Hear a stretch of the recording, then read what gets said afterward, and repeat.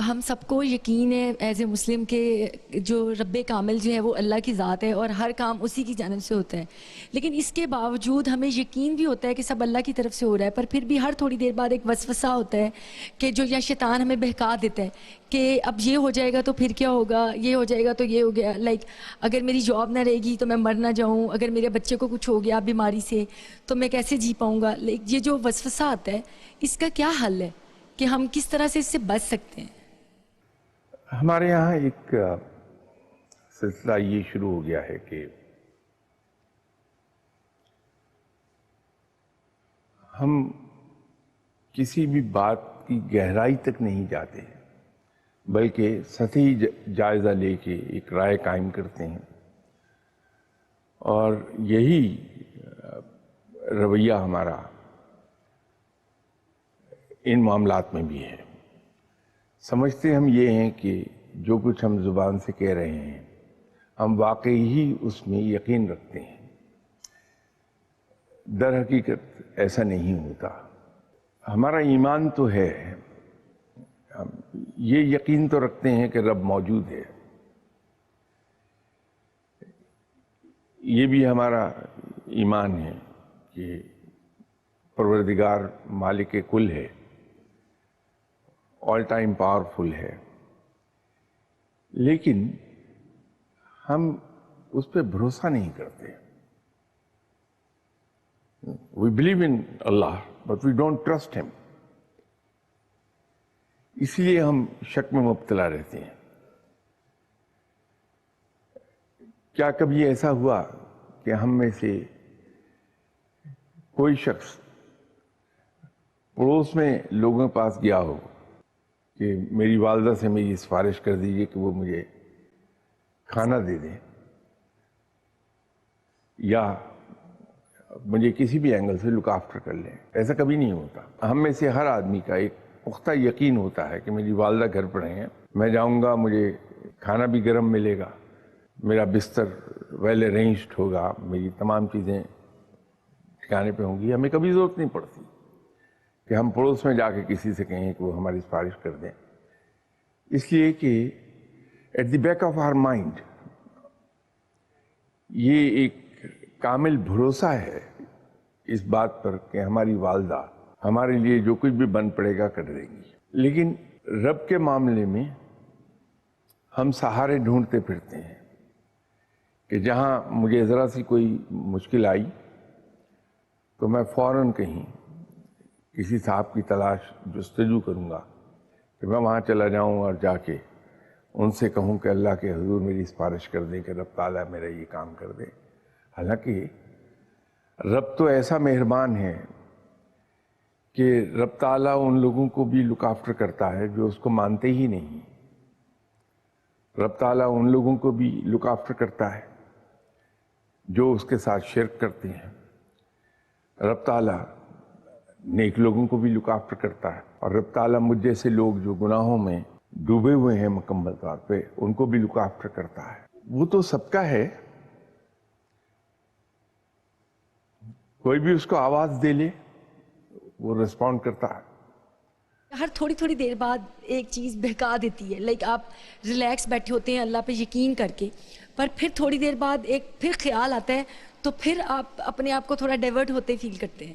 میں یہ کہہ رہی ہوں کہ وہ جو خیال آتا ہے اس سے کیسے بچا جائے؟ میرے لیے سب سے آسان ترین کام یہ ہے کہ میں اپنی تمام تر کمزوریوں اور غلطیوں اور لغزشوں کا الزام بڑا کنوینئنٹلی شیطان پہ ڈال دوں کہ اس نے مجھے بہکا دیا۔ در حقیقت میں کمزور ہوں کہ میں اپنے نفس سے لڑ نہیں سکا۔ پہلی بات تو یہ ہے، ایک زمانے میں جب ہم پڑھ رہے تھے تو ہمیں ایک چیز سکھائی جا رہی تھی کہ پروفیشنل لائف میں جو ہمیں پرابلمز آتی ہیں ان پرابلمز کو سالو کیسے کیا جائے۔ تو پڑھایا یہ جا رہا تھا کہ صاحب اس کو جب تک کہ کسی بھی پرابلم کو آپ اسی ترتیب میں سالو نہیں کریں گے وہ سالو نہیں ہوتی۔ تو اس کا پہلا سٹیپ یہ تھا کہ ہم یہ ڈٹرمن کریں کہ what is the actual problem۔ کیونکہ بظاہر نظر آنے والی پرابلم اکثر اوقات پرابلم نہیں ہوتی بلکہ اس پرابلم کے سمٹمز ہوتے ہیں. تو ہم سمٹمز کو کیور کرتے رہتے ہیں, ایکچوئل پرابلم وہیں رہ جاتی ہے. تو پہلا سٹیپ تو یہی ہے کہ ہم ایکچوئل پرابلم تو اسٹیبلش کریں ہے کیا. تو جب ایکچوئل پرابلم کو ہم اسٹیبلش کر لیں تو اگلا سٹیپ یہ ہے کہ find out the root causes, not the causes but root causes. دونوں میں فرق ہے. تو جو اس کی بنیادی وجوہات ہیں ان کو پکڑا جائے کہ کہاں سے سٹیم کر رہی ہیں یہ چیزیں. جب وہ کر لیا جائے تو پھر تیسرے سٹیپ پر ہم جاتے ہیں ٹو فکس دی ریسپانسبلٹی. یہ اس کا ذمہ دار ہے کون. وہ کر لینے کے بعد پھر ہم کریکٹیو میئرز لیتے ہیں اور کریکٹیو میئرز لے کے ہم مطمئن نہیں ہو جاتے کہ پرابلم دور ہو گئی. اگر یہیں چھوڑ دیں گے تو پرابلم پھر کراپ اپ کر جائے گی. ابھی ایک سٹیپ اگلا یہ ہے کہ ہم پریونٹیو میئرز لیتے ہیں کہ آئندہ نہ ہونے پائے گی. تو اپنی ذات پر بھی ہمیں اسی طرح اپلائی کرنا پڑے گا کہ جب کہیں میں اکھڑتا ہوں کہ بیٹھا ہوا ہوں اس یقین کے ساتھ کہ میرا رب موجود ہے, وہ اس مسئلے کو حل کر دے گا, تو سڈنلی ہال اٹھا اندر سے اور مجھے یہ ہوا کہ پتہ نہیں ہوگا کہ نہیں ہوگا. اس کا آسان سا ایک علاج ہے کہ ہم اگر یہ کر لیں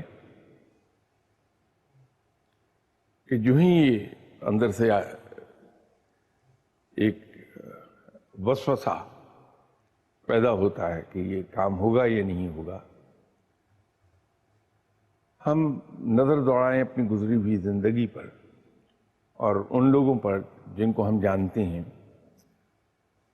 اور یہ دیکھیں کہ کب کب ہم مایوس تھے کہ یہ کام نہیں ہوگا تو غیب سے ہی اللہ تعالیٰ نے مدد کر دی, وہ کام خود بخود ہو گیا. کب کب میں سمجھ رہا تھا کہ میری یہ ضرورت پوری نہیں ہوگی تو سڈنلی ان نون ذرائع سے اللہ نے وہ ضرورت پوری کر دی. کب کب میں یہ سمجھا کہ میں مشکل میں پھنس گیا ہوں, اب نکل نہیں پاؤں گا, تو رب تعالیٰ نے اسباب بنا دیے کہ میں اس مشکل سے نکل آیا. تو جب میں یہ یاد کروں گا تو بہت سی چیزیں مجھے یاد آئیں گی. تو پھر میں اپنے آپ کو یہ سمجھاؤں گا کہ اگر میرا رب مجھے ان تمام مشکلات میں سے نکالتا رہا تو اب بھی نکال لے گا. تو وہ جو ایک وسوسہ پیدا ہوا ہے وہ ختم ہو جائے گا. جناب